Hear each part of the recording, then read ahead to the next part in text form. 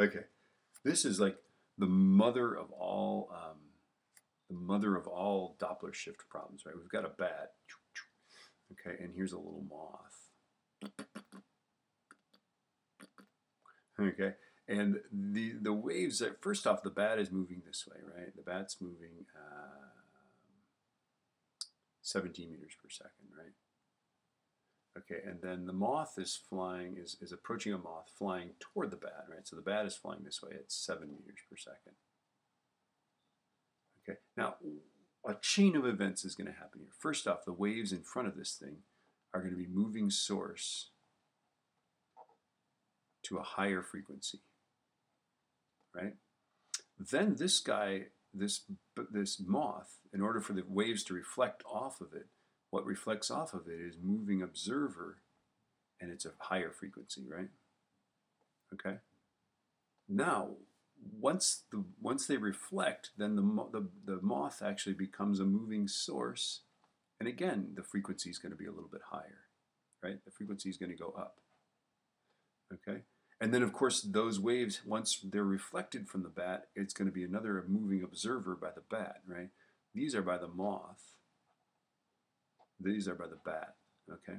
The bat's going to then, moving observer, shift this thing to a higher frequency, okay? Now, the net effect of all of these things is going to be this, okay? It's going to be that it's 82,500, right? Okay, it's going to be the shifted frequency, the shifted frequency, right, is going to be, and then you can figure this out, right? Let's see. The moving source of the bat is going to be 343 over 343 minus the bat's speed, 17, right? The moving observer of the moth, right? So when it bounces off the moth observes it, right? That's going to be 343 plus the moth's speed over 343. Then the moving source of the moth is going to be 343 divided by 343. It's just going to be all these things, right? Okay, so then that's minus 7, and no, those don't cancel, right? And then ultimately the moving observer of the bat is going to be 343. It's to a higher frequency, right? Plus 17. All of these are to a higher frequency, so this is easier. 343. Okay, now if you're astute here, you notice that 343 cancels that one, and this one cancels that one. And so you just end up with this, and this, and this, and this, right? So reflection problems are especially fun that way, right? Okay, so let's see if I can even do that on my calculator. Oh, my calculator is running out of batteries. Let's see if I can do this.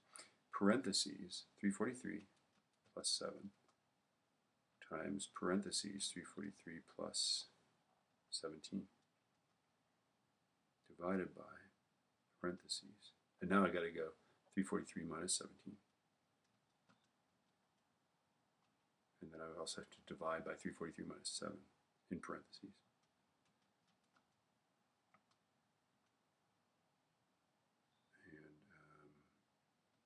And then times 82, whoops. I get 94900.3. 94,900.3 hertz. Now really, we only really have 2 digits here, so we'd have to say it's about 95 kilohertz. That means 95,000 hertz, but there we go. Okay? Thank you for paying attention to the big blue pen.